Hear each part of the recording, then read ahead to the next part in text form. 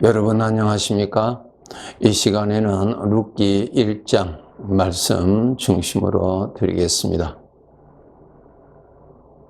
하나님이 없는 사람의 삶의 특징 중에 하나가 자기가 옳다고 하는 대로 살아갑니다. 자기가 좋아하는 대로 살아갑니다. 즉, 결정권이 자기 자신에게 있습니다. 자기 위에 누구가 있지 않습니다. 이것이 하나님이 없는 사람의 삶의 특징입니다. 그 다음 우리가 하나님을 믿는 사람이라는 말씀은 나의 삶에 하나님이 함께 계신다는 뜻이고, 함께 계시는 하나님을 모시고 사는 삶을 믿음 생활이라고 말합니다. 여러분, 성경을 통해서 하나님에 관한 지식도 가질 수가 있겠죠. 지식을 가지는 것하고 성경 지식을 가지고 있는 것하고 살아계신 하나님이 실제 나라고 하는 존재에 함께 계시는 것을 알고 그분을 모시고 그분을 나의 머리로 모시고 그분의 통제 아래 그분의 도움 안에서 인생을 살아가는 것이 구원받은 자의 믿음 생활인 것입니다. 사사기의 특징이 무엇이었습니까? 각각 자기 소견에 옳은 대로 살았다 그랬습니다. 옳다고 하는 대로 삽니다. 별 문제가 없지요. 그런데 거기에 하나님이 없는 것입니다. 오늘 세상 사람들은 하나님이 없는 사람들의 삶에는 자기가 원하는 대로 자기가 좋아하는 것을 성취하고 그것을 소유하고 그것을 누리고 그렇게 살아가는 것을 원하지요. 그것을 인생의 성공이라고 말을 합니다. 그런데 아주 중요한 것은 그러한 삶에 하나님이 없습니다. 하나님이 없습니다. 우리가 알아야 될 것은 나라고 하는 삶의 시작은 나의 결정에 의해서 시작된 것도 아니고 또 이 세상의 삶의 마감도 나의 결정에 의해서 마감되는 것 아닙니다. 바로 나라는 존재의 이 세상의 삶의 시작과 마침은 나를 창조하신 하나님의 뜻에서 되는 것입니다. 그래서 우리가 살아갈 때 나의 주인은 하나님이십니다. 하나님이 나를 창조하신 분이십니다. 그러니 그분이 나의 주인이십니다. 그러면은 이 세상의 삶을 마감케 하시는 분도 주인이시고, 마감을 하면은 반드시 주인 앞에서 이 세상에서 어떻게 살았느냐 하는 것을 심판을 받습니다. 어떻게 살았느냐 하는 기준, 그 법은 하나님이십니다. 하나님이 원하시는 그 삶을 어떻게 살았느냐, 얼마나 성취하고 살았느냐 하는 그 기준으로 나의 삶을 평가하십니다. 그것이 바로 농부가 가을에 추수를 할 때 알곡과 쭉정이가 구분되듯이 우리의 삶이 하나님의 기준에 의해서 평가됩니다. 이것을 아시고 여러분, 하나님의 평가가 어떻게 되는지를 하나님의 말씀인 성경을 통해서 아셔야 됩니다.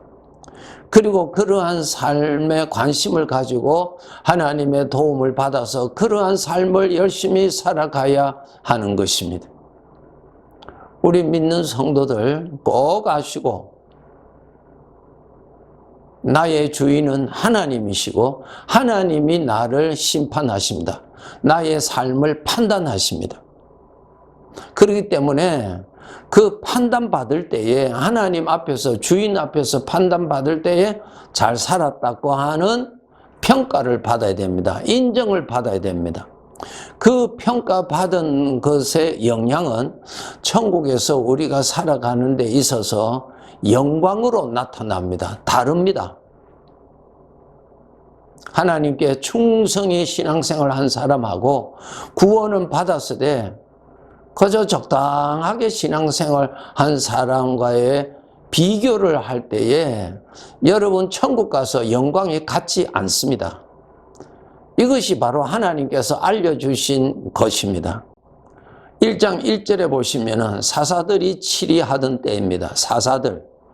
이때의 특징이 무엇입니까? 각각 자기 소견에 옳은 대로 사는 것입니다. 하나님의 지배를 벗어나고 자기가 옳다고 하는 대로 살던 그런 시대에 유대 땅에 큰 흉년이 있어서 살기가 어려울 정도가 되었습니다. 그때 베들레헴에서 살고 있던 한 가족이 유다 땅을 벗어 그 이웃 나라로 가서 살게 됩니다. 그 이웃 나라가 모압입니다. 모압이라고 하는 그곳에 이 부부가 두 아들을 데리고 가서 살았습니다. 여러분, 우리의 삶이 참 중요합니다. 특히 판단하실 때 참 중요합니다. 지금 이 1절에 보시면은 이 사람들이 모압 땅으로 갔어요. 모압 땅은 하나님이 없는 곳입니다. 이방 나라입니다. 우리 하나님의 자녀들 선택하실 때 최우선권을 무엇을 두느냐 여러분 꼭 가지시도록 하셔야 됩니다. 하나님이십니다. 나 자신은 하나님의 것이죠. 나의 삶의 평가도 하나님이 하시죠. 나의 삶이 지금 이곳에서 살고 있다고 하는 이 생애는 주인 되시는 하나님이 허락하신 것입니다. 그래서 하나님 앞에서 정말 하나님께로부터 인정받는 삶을 살아가는 것이 이 세상에서의 보람된 삶입니다. 그 삶만이, 그 보람만이 영원히 가기 때문에 그러한 것입니다. 그래서 우리 성도들이 이 세상에서 결정을 할 때 제일 먼저 우선적으로 생각하셔야 될 것이 하나님 보시기에 어떠하느냐고 여러분 그 측면을 보셔야 됩니다. 다시 말씀드립니다. 우리는 하나님의 것이요. 하나님이 나를 지으셨으니까 나는 하나님의 것이요. 주인에 맞도록 내가 사는 것이 바르게 사는 것입니다. 내가 나 자신의 주인이라면은 내가 원하는 대로 살면 되지 않습니까? 그렇죠? 그런데 하나님이 나의 주인이십니다. 주인이세요. 그러니까 주인의 것이거든요. 나라는 존재는 주인의 것입니다. 내가 이 세상의 삶을 언제 마감할지 우리는 모르죠. 왜 모릅니까? 내가 주인이 아니니까. 내가 그 판단력이 없잖아요. 판단권이 없잖아요. 주인이 판단하시는 그날 거두어 가십니다. 그러니까 주인의 것이기 때문에 주인의 마음에 맞도록 주인의 것을 잘 살아갈 때에 주인으로부터 인정받고 또 약속하신 대로 영원히 살 천국에서 주인께서 아주 귀한 영광을 주신다고 하는 것입니다. 이것을 여러분이 아시고 이 세상을 사셔야 합니다. 꼭 여러분 하루하루 사실 때 정신 차리고 믿음으로 사셔야 됩니다. 하나님의 것입니다. 여러분 오늘 하루 사는 이 시간 우리가 돈 주고 산 것 아니죠. 내일 내가 살 것인지 살지 아니할 것인지 우리는 보장이 없잖아요. 왜? 그것은 주인의 뜻에 결정되는 것이기 때문에 그 누구도 보장해 줄 수가 없는 것입니다. 그렇기 때문에 주인의 것입니다. 모든 것이 주인의 것입니다. 내가 살고 있는 이 땅도 창조주가 하나님이세요. 주인의 것이요. 저 태양도 주인의 것이에요. 내가 마시는 이 공기도 주인의 것이에요. 주인의 것을 가지고 살아가는 내가 주인의 뜻에 맞도록 사는 것이 합당하죠. 맞죠? 그것이 바르게 사는 것입니다. 성공하려고 하지 마시고요. 주인 앞에 바르게 사세요. 그렇게 해서 주인으로부터 인정받는 삶을 쌓아가셔야 됩니다. 이 부분은 그 길로 가지를 안 했습니다. 여러분 판단하실 때 하나님의 것인데 이 하나님의 것을 하나님의 마음에 맞도록 써야 나중에 하나님이 주인이 거두어 가실 때에 하나님께로부터 칭찬받지요. 이것이 내 것이냐, 내가 마음대로 내가 좋아하는 대로 사용했다고 한 것은 주인이 볼 때는 그것은 탈선이요, 주인을 무시한 것이요, 주인으로부터 절대로 칭찬받을 수가 없습니다. 책망받을 일입니다. 여러분, 하루하루가 참 귀한 것입니다. 하루하루가 쌓아져서 나의 생애, 전 생애가 기록되고 그 생애가 기록된 것 가지고 주인 앞에서 우리가 심판을 받습니다. 그렇기 때문에 이것을 알고 항상 깨어서 주인의 것을 주인에게 맞도록 여러분 쓰시도록 노력하셔야 됩니다. 자, 룻이 이제 그곳에 갔습니다. 그곳에 가서 10년 동안 살았는데 오래 살았죠? 그 모압에서 하나님이 없는 곳에서 말입니다. 그 이방 나라에서요. 10년 동안 사는데 그 두 아들이 거기에서 결혼했어요. 그럼 그 부인이 누구예요? 그 이방 여인과의 결혼했습니다. 그 10년 동안에 또 일어난 사건이 있었죠. 남편이 죽었습니다. 또 얼마 후에 두 아들도 다 죽었습니다. 부인 되는 나오미는 너무너무 슬펐죠. 그의 기둥이 다 없어졌어요. 그의 즐거움은 없어졌습니다. 다 사라졌어요. 영적으로 바라보면은 하나님을 멀리 떠나면은 생명이신 하나님을 멀리 떠나면은 사망으로 들어간다는 뜻이고, 생명의 빛이 되시는 하나님을 멀리 떠난다는 말은 사망의 어둠으로 들어갔다는 뜻입니다. 하나님을 떠나는 것은 사망으로 가는 것입니다. 그것을 꼭 아시고 어떠한 일이 있어도 하나님을 떠나시면 안 됩니다. 하나님을 멀리 하시면 안 됩니다. 반드시 나를 괴롭히는 죄의 공격으로 소중한 것 다 빼앗기고 괴로움을 당하고 포로가 되는 영적인 고통을 당할 수밖에 없습니다. 우리의 보호자는 하나님이십니다. 나를 지키시는 이도 하나님이십니다. 나를 살리신 이도 하나님이십니다. 나의 복은 하나님이신데 복이 되시는 하나님을 멀리 떠나면은 그 복을 누릴 수가 없는 것입니다. 누가 떠났습니까? 저들이 떠났잖아요. 이제 10년이라는 세월이 지나서 나오미가 더 이상 괴로워서 그곳에 버틸 수가 없어서 다시 유다 땅으로 돌아오게 됩니다. 돌아올 때에 그 두 며느리 중에 첫째 며느리는 자기 부모님한테로 돌아가고 둘째 며느리 룻이 따라오지요. 따라옵니다. 그렇게 해서 정말 모든 것을 다 잃고 상처투성인 괴로움을 가지고 돌아옵니다. 자, 7절에 보시면은 이제 나오미가 고향으로 돌아오니 고향 사람들이 나오미를 보고 이런 말 저런 말 합니다. 그랬을 때 나오미가 사람들에게 말합니다. 나를 나오미라고 부르지 말라. 나는 괴로운 자다. 나는 불행한 자다. 마라. 나는 아주 괴로운 자다. 나는 불행한 자라고 그렇게 자기를 말합니다.